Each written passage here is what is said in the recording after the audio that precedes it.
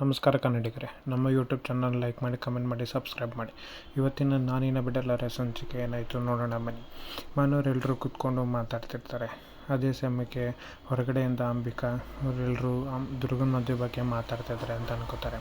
ಅಷ್ಟರಲ್ಲಿ ಶರತ್ ಅಪ್ಪ ಹೇಳ್ತಾರೆ, ನಮ್ಮ ಜ್ಯೋತಿಷ್ಯರು ಬರಬೇಕಿತ್ತು ಜಾತಕ ಪೂಜೆ ಮಾಡೋಕ್ಕೆ ಅಂತ. ಆದರೆ ಅವರು ಆಕಸ್ಮಿಕವಾಗಿ ಬರೋದಕ್ಕಾಗ್ತಾಯಿಲ್ಲ.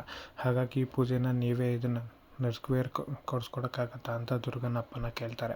ಆಗ ದುರ್ಗನ ಚಿಕ್ಕಪ್ಪ, ಆಯಿತು ಅದಕ್ಕೇನಂತೆ, ನಾನೇ ಪೂಜೆ ಮಾಡಿಕೊಡ್ತೀನಿ ಅಂತ ಹೇಳ್ತಾರೆ.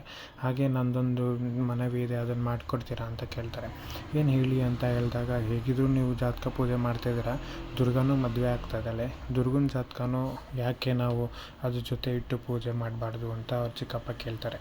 ಆಗ ಮಾಲವಿಕಾ ಆಗ್ಬೋದು ಅಂತ ಹೇಳ್ತಾಳೆ. ಆಗ ಶರತಪ್ಪ ಕೂಡ ಆಗ್ಬೋದು, ಅದರಲ್ಲೇನು ಸಮಸ್ಯೆ ಇಲ್ಲ, ಅವಳು ಈ ಮನೆ ಮಗಳಿದ್ದ ಹಾಗೇ, ಅವಳ ಜಾತಕನ ಇಟ್ಟು ಪೂಜೆ ಮಾಡೋದ್ರಿಂದ ನಮಗೇನು ಅಭ್ಯಂತರ ಇಲ್ಲ ಅಂತ ಹೇಳ್ತಾರೆ.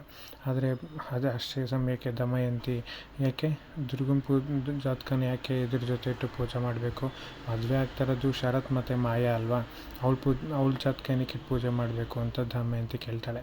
ಆವಾಗ ಶರತ್ ಅಪ್ಪ ಹೇಳ್ತಾರೆ, ಅದ್ರಲ್ಲಿ ಏನಿದೆ ದಮಯಂತಿ, ಪೂಜೆ ತಾನೇ ಮಾಡ್ತಿರೋದು, ಮಾಡಲಿ ಬಿಡು ಅಂತ ಹೇಳ್ತಾರೆ. ಆದರೆ ಇದನ್ನೆಲ್ಲ ಕೇಳಿಸ್ಕೊತಿದ್ದು ಹಿತಂಗೆ ಬೇಜಾರಾಗ್ತಾ ಇರತ್ತೆ. ಈ ಕಡೆ ದುರ್ಗಂಗೂ ಕೂಡ ಇವರೆಲ್ಲ ಏನೇನೋ ಮಾಡ್ತಾಯಿದ್ದಾರೆ ಅಂಥೇಳಿ ಅವಳಿಗೂ ಅದನ್ನು ಕೇಳಿ ಬೇಜಾರಾಗ್ತಾ ಇರತ್ತೆ. ಸರಿ ಅಂತ ದುರ್ಗನ ಚಿಕ್ಕಪ್ಪ ಪೂಜೆ ಮಾಡೋದಕ್ಕೆ ಶುರು ಮಾಡ್ತಾರೆ. ಅದೇ ದುರ್ಗನ್ಗೆ ಇಷ್ಟ ಇಲ್ದಲ್ಲಿರೋ ಕಾರಣಕ್ಕೆ ಅವಳು ಪೂಜೆ ಕಡೆ ನೋಡ್ದಲ್ಲೇ ಬೇರೆ ಕಡೆ ಮುಖ ಮಾಡ್ಕೊಂಡು ನಿಂತಿರ್ತಾಳೆ. ಇಲ್ಲಿ ದುರ್ಗನ ಚಿಕ್ಕಪ್ಪ ಮಂತ್ರ ಹೇಳ್ತಾ ಪೂಜೆ ಶುರು ಮಾಡ್ತಾರೆ. ಆದರೆ ಮಾಲವಿಕಂಗೆ ಈ ಪೂಜೆ ಪುನಸ್ಕಾರ ಎಲ್ಲ ಅಂತ ಅಂದರೆ ಅವಳಿಗೆ ಮೈ ಉರಿಯುತ್ತೆ. ಹಾಗಾಗಿ ಅವಳು ಅದನ್ನು ಬೈಕೊಂಡು ಸುಮ್ಮನೆ ಇರ್ತಾಳೆ. ಇಲ್ಲಿ ಪೂಜೆ ಮಾಡ್ತಾಯಿರ್ತಾರೆ. ಪೂಜೆ ಮಾಡ್ಬೇಕಾದ್ರೆ ಶರತ್ ಅನ್ಕೋತಾನೆ, ದುರ್ಗ ಪಾಪ ಈತ ಏನಾದರೂ ನಮ್ಮ ಮದುವೆ ಡೇಟ್ ಫಿಕ್ಸ್ ಆದರೆ ಈತಂಗೆ ಇನ್ನೆಷ್ಟು ಬೇಜಾರಾಗುತ್ತೋ ಗೊತ್ತಿಲ್ಲ ಅಂತ ಯೋಚನೆ ಮಾಡ್ತಿರ್ತಾನೆ. ಇಲ್ಲಿ ದುರ್ಗ, ನೀವು ಪುಟ್ಟ ಮೇಡಮ್ನ ಬಿಟ್ಟು ನಾನು ಹೋಗಬೇಕಲ್ಲ, ಏನು ಮಾಡೋದು ಅಂತ ಹೇಳಿ ಅಂದ್ಕೊಂಡು ಯೋಚನೆ ಮಾಡ್ತಿರ್ತಾಳೆ. ಈತ ಇಲ್ಲಿ ದೇವರೇ ದಯವಿಟ್ಟು ಇವ್ರ ಮದುವೆ ಆಗಬಾರ್ದು ಅನ್ನೋ ಥರ ಕೇಳ್ಕೊತಿರ್ತಾಳೆ. ಅದೇ ದುರ್ಗನ ಚಿಕ್ಕಮ್ಮ, ನಾನು ಬೇಗ ಅವ್ರ ಮದುವೆ ಆದರೆ ಕೈ ತುಂಬ ದುಡ್ಡು ಎಣಿಸ್ಕೊಳ್ಳೋಂಗೆ ಮಾಡೋ ತಾಯಿ ಅಂತ ದೇವ್ರ ಹತ್ರ ಕೇಳ್ಕೊತಿರ್ತಾಳೆ. ಅದೇ ಆ ಎಲ್ರ ಕೋರಿಕೆನೇ ಬೇರೆ, ಆದರೆ ಆ ತಾಯಿಯ ಆಟನೇ ಬೇರೆ ಆಗಿರುತ್ತೆ. ಇಲ್ಲಿ ಶರತ್ ಅಪ್ಪ ತುಂಬ ಖುಷಿಯಾಗಿರ್ತಾರೆ. ಆ ಪೂಜೆ ಆಗ್ತಿರೋದು ಒಳ್ಳೆಯದೇ ಆಯಿತು, ಈ ಸರಿಯಾದ ಸಮಯಕ್ಕೆ ಪೂಜೆ ಆಗಬೇಕಿದ್ದು ಮುಖ್ಯವಾಗಿತ್ತು, ಹಾಗಾಗಿ ಪೂಜೆ ಆಗ್ತದೆ ಅಂತ ಅನ್ಕೋತಾರೆ.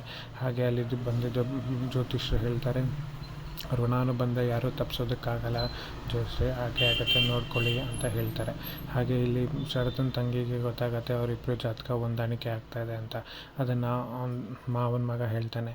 ಅದನ್ನು ಕೇಳಿ ಅವಳಿಗೆ ತುಂಬ ಖುಷಿಯಾಗತ್ತೆ. ಆದರೆ ಹಿತ ಬೇಜಾರು ಮಾಡ್ಕೊಂಡಿರೋದು ನೋಡಿ ಅವಳು ಹೋಗಿ ಕೇಳಿದಾಗ ಈ ಮದುವೆ ಬೇಡ ಅಂತ ಹೇಳ್ತಾಳೆ.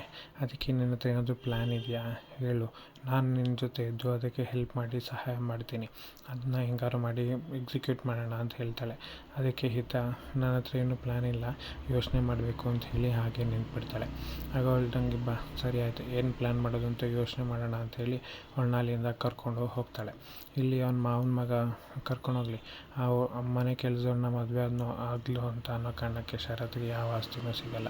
ಆಗ ಎಲ್ಲ ಆಸ್ತಿ ನನ್ನ ಹೆಸ್ರಿಗೆ ಬರುತ್ತೆ ಅಂತ ಹೇಳಿ ಇವನು ಖುಷಿ ಪಡೋದಕ್ಕೆ ಶುರು ಮಾಡ್ತಾನೆ. ಇಲ್ಲಿ ದುರ್ಗನ ಚಿಕ್ಕಮ್ಮ ದುರ್ಗನ ರೆಡಿ ಮಾಡ್ತಾ ಇರ್ತಾರೆ.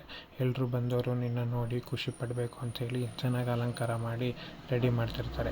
ಇದ್ಯಾಕೆ ದುರ್ಗ ಮಕ್ಕನ ಹೀಗೆ ಇಟ್ಕೊಂಡಿದ್ಯಾ, ನೀನು ಮದುವೆ ಹುಡುಗಿ, ಸ್ವಲ್ಪ ನಗ್ನಗ್ತಾ ಇರಬೇಕಲ್ಲ ಅಂತ ಅಂದಾಗ ದುರ್ಗ ಹೇಳ್ತಾಳೆ, ನಾನು ಪುಟ್ಟ ಮೇಡಮ್ನ ಬಿಟ್ಟು ಹೋಗೋಕ್ಕಾಗಲ್ಲ, ನಂಗೆ ಅವಳನ್ನ ಬಿಟ್ಟು ಹೋಗೋದಕ್ಕೆ ಮನಸ್ಸಿಲ್ಲ ಅಂತ ದುರ್ಗ ಹೇಳ್ತಾಳೆ. ಅದನ್ನು ಅಂಬಿಕಾ ಅಲ್ಲಿ ಆಚೆ ನಿಂತ್ಕೊಂಡು ಕೇಳಿಸ್ಕೊತಾಳೆ. ಯಾಕೆ ಚಿಕ್ಕಮ್ಮ ಇಷ್ಟೊಂದು ಆತರ ಮಾಡ್ತಿದ್ದೀರಾ, ನಾನು ಪುಟ್ಟ ಮೇಡಮ್ನ ಬಿಟ್ಟು ಬರೋದಕ್ಕಾಗಲ್ಲ ಅಂತ ಹೇಳಿದಾಗ ದುರ್ಗನ ಚಿಕ್ಕಮ್ಮ ಹೇಳ್ತಾಳೆ, ಏನು ಮಾತಾಡ್ತಿದ್ದೀಯ ನೀನೇನೋ ಸ್ವಲ್ಪ ನಿಮ್ಮ ಚಿಕ್ಕಪ್ಪ ನನ್ನ ಬಗ್ಗೆ ಏನಾದ್ರು ಯೋಚನೆ ಮಾಡಿದೆಯಾ, ನಮ್ಮದು ಒಂದು ಜವಾಬ್ದಾರಿ ಅನ್ನೋದು ಇದೆಯಲ್ಲ, ಅದನ್ನು ನಾವು ಕಳ್ಕೊಬೇಕು.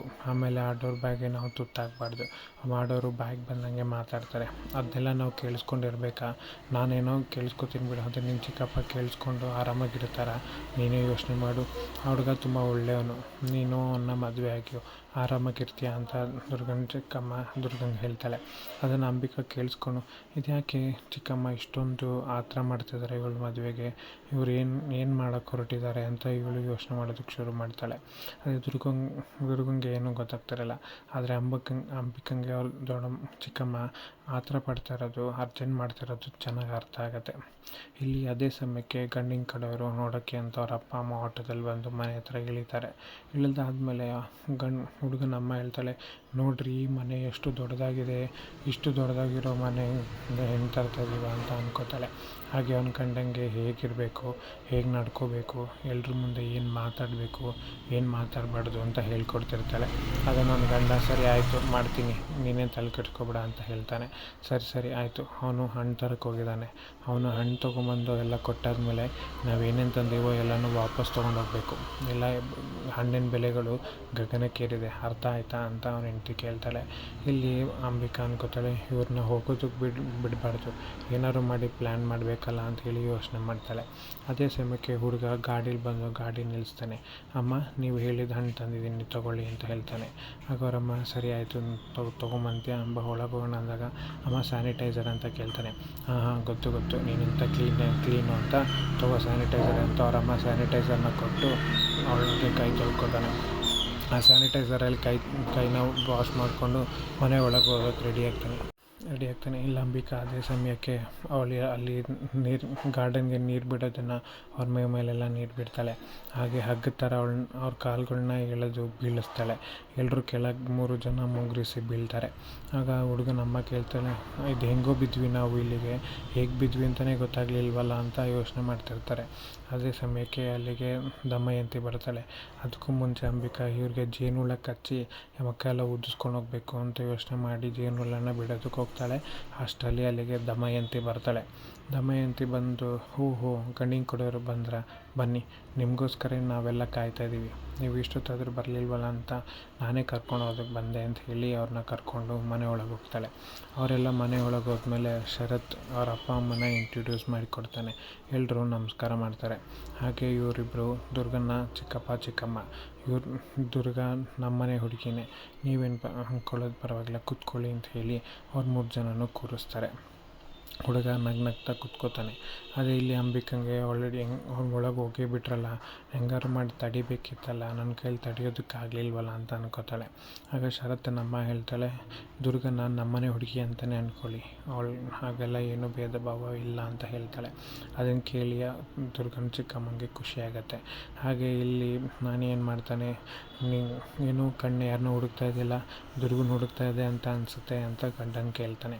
ಆಗ ಹುಡುಗ ನಗೋದಕ್ಕೆ ಶುರು ಮಾಡ್ತಾನೆ. ಇಲ್ಲಿ ಹುಡುಗನಮ್ಮ, ಇನ್ನೇನು ಎಲ್ರೂ ಪರಿಚಯ ಮಾಡ್ಕೊಂಡ್ವಲ್ಲ, ಹುಡುಗಿನ ಕರಿಬೋದಲ್ಲ ಅಂತ ಹೇಳಿದಾಗ, ಹೋಗಿ ಕರ್ಕೊಂಬ ಅಂತ ಹೇಳ್ತಾರೆ.